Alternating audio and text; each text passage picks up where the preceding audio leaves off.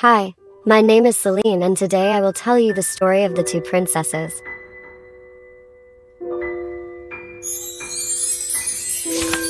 Once upon a time there lived a king who was left with two daughters, the two princesses, when his wife died. Not very long after his first wife died, he married again. His second wife did not care for her stepchildren and was often unkind to them. The king, their father, never troubled himself to look after them, and allowed his wife to treat them as she liked.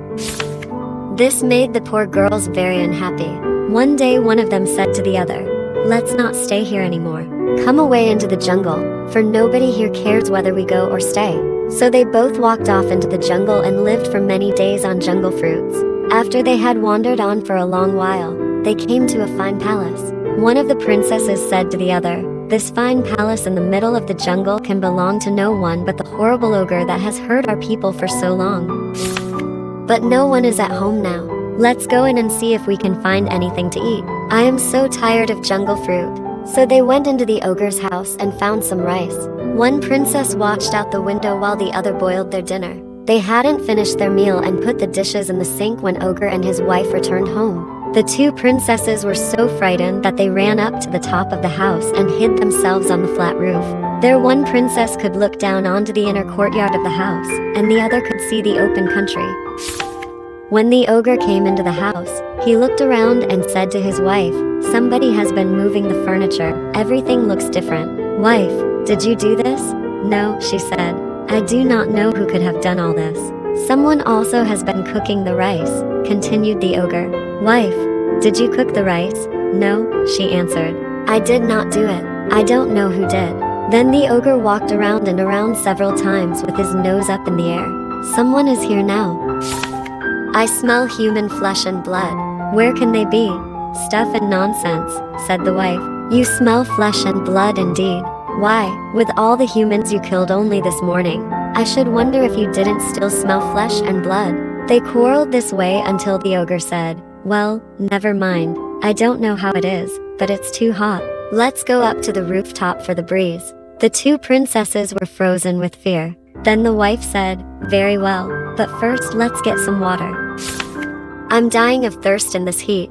So the ogre and his wife went to the well close to the house, and began letting down jars into it, drawing up the water, and drinking it. The princesses saw them, and the younger of the two said to her sister, "I will do something now that will be good for us and everyone." Running down quickly from the top of the house, she crept close behind the ogre and his wife as they stood on tiptoe over the side of the well. The girl grabbed hold of one of the ogre's heels with one hand and one of his wife's heels with her other hand, gave each a mighty push, and knocked the ogre and his wife down into the well. They both were drowned. The princess returned to her sister and said, "I took care of the ogres." Now the two princesses could live happily in the ogre's house. In it, they found rich clothes and jewels, gold and silver, which the ogres had stolen from people they had killed, and that the princesses took care to keep safe so that someday the valuables could be returned. Every morning, the youngest princess would tend to the flocks of chickens and herds of cows, taking them off to pasture, while the older princess stayed home, cooked the dinner, and tended to the house. The younger princess would often say to her sister as she left each morning, "Take care that if you see any stranger come by the house, hide so that nobody knows we live here. If anyone should call out and ask for a drink of water, or even a poor beggar ask for food, before you give it to them, be sure you put on ragged clothes and cover your face with charcoal, and make yourself as ugly looking as possible. Otherwise, seeing how attractive you are, they might steal you away, and we would be separated forever. I will be careful," her older sister would promise. A long time passed, and no one ever came by that way.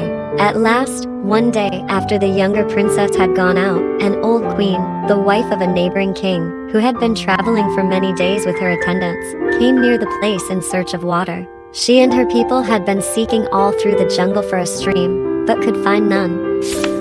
When the queen saw the fine palace, standing all by itself in the middle of the jungle, she was very much astonished. She said, "It is a strange thing that anyone should have built such a house as this in the depths of the forest. Let us go and the owners will doubtless give us a drink of water."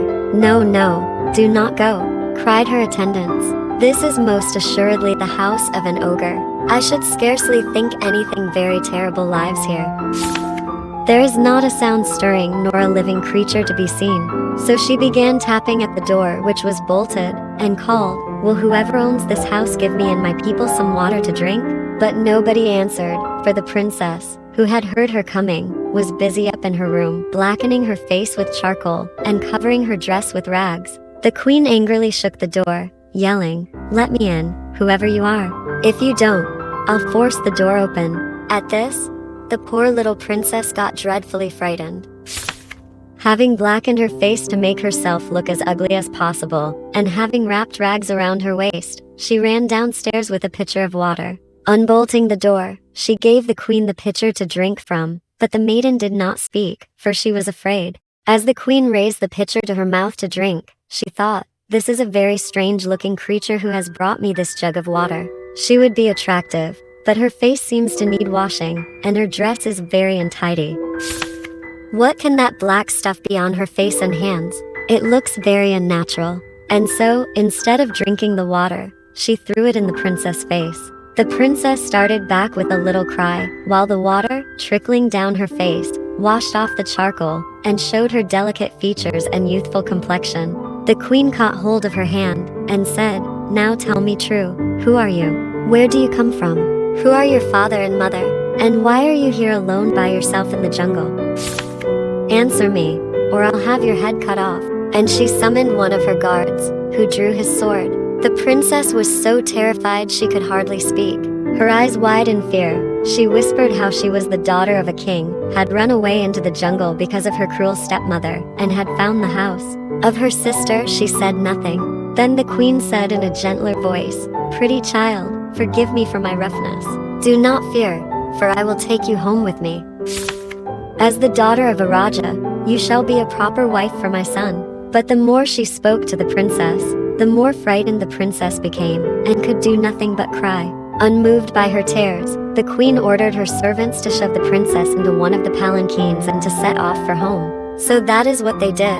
When the princess found herself shut up inside a palanquin and carried to she knew not where, she thought how terrible it would be for her sister when she returned home and found her gone. What would she think? The captured princess knew she must leave some sign to show her sister which way she had been taken.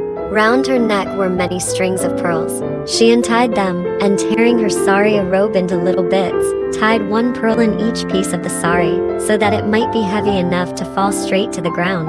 And so she went on, dropping one pearl, and then another, and another, all the way she went along, until they reached the palace where the queen lived. She threw the last remaining pearl down just as they reached the palace gate. The queen commanded her son to appear. When he did, she said, "My son, you have tarried long enough in choosing a bride. I told you that if you did not choose one for yourself, I would find one for you. And so I have, here she is." And the queen thrust the girl forward. She was still weeping, and the prince could tell that she was hardly a willing bride. When they were alone, the prince whispered, "Fear not, maiden. I will postpone the wedding for as long as I can. And if the wedding must take place, you will not be forced to say or do anything you do not want to do." But she barely heard him, thinking only of her sister, and too distraught and fearful to say or do anything else. Meanwhile, the younger princess, who had been out with her flocks when the queen took her sister away, returned home. When she found the door wide open and no one standing there, she thought it very odd for her sister always come every night to the door to meet her on her return. She looked everywhere, but the whole house was empty and deserted. Evening was closing in, and it would be impossible to go outside that night to find her. All night long the sister wailed, "Someone has stolen her away. What will become of my sister?"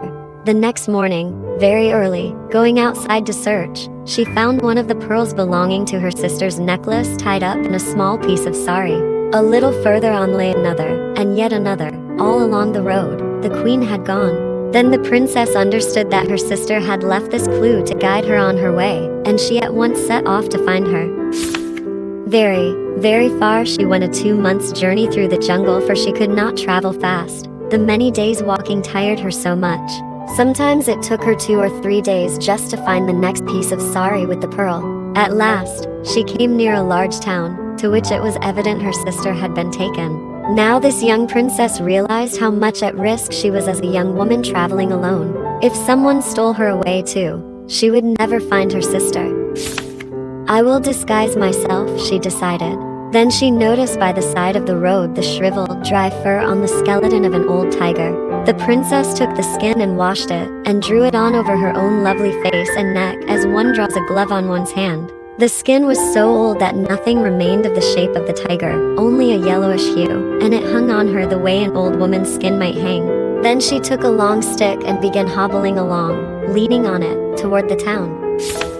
On she went, picking up the pearls one here, one there until she found the last pearl just in front of the palace gate. She longed to go into the palace and ask for her sister, but no guard would let such a wretched-looking old woman enter. She did not dare offer them any of the pearls she had with her, lest they should think she was a thief. Night fell, and she was no closer to learning anything more about her sister than she was before. But wearing the tiger's skin was itchy and uncomfortable. As darkness fell, near the palace was a large pond on which grew large lotus plants on which bloomed rich crimson lotus flowers, the royal flower. When darkness safely hid her, the princess took off the old tiger's skin that helped her to look like an old woman, washed it, hung it out to dry, washed her face and hands, bathed her feet in the cool water, and combed her hair. She gathered a lotus flower such as she had been accustomed to wearing in her hair as a child and put it on, and so amused herself so that for a few minutes felt like herself again. As soon as the wind had dried the old skin, she put it on again, threw away the lotus flower, and hobbled away from the pond before the sun was up. However, a servant of the queen had come upon this scene in the shadows and watched in amazement. Ah, thought he, can this be a woman or a spirit? A devil or an angel in disguise? I must share what I discovered with my queen. The queen ordered the servant to lay in wait that very night by the pond, and if he witnessed again what he had described, to immediately capture the mysterious figure and bring her before the throne. The next night, indeed, the younger princess, disguised all day as the old woman, on the shroud of darkness, went back to the royal pond to wash out the tiger skin, cleanse herself, and when it was dry, she put it back on and once again became the old woman. At once, the servant leaped out and captured her, and brought her before the queen. This creature dares to stalk around the palace at night. She conducts secret rituals the likes of which we can only imagine. Son, daughter-in-law, how shall this creature be punished? For the queen knew her son and daughter-in-law would someday rule. Said the son, Mother, this is an old woman who is not a threat to us. Perhaps she is hungry, said his wife, the older princess. Isn't there a place she can stay for a bit? How about the hut by the pond? The older princess did not recognize her sister in disguise as the old woman, but the younger sister certainly recognized her long-lost older sister. Her heart leapt, but she could not express her joy for fear of what might happen. Instead, she moaned her thanks as the old woman, and allowed herself to be led to the hut by the pond. In the hut, she had an idea. She tied one of the pearls she had collected with a scrap of her own sari, and left it in front of the door to the hut. Further down the royal path, she dropped another tied pearl, and then farther from the palace, yet another pearl, then another.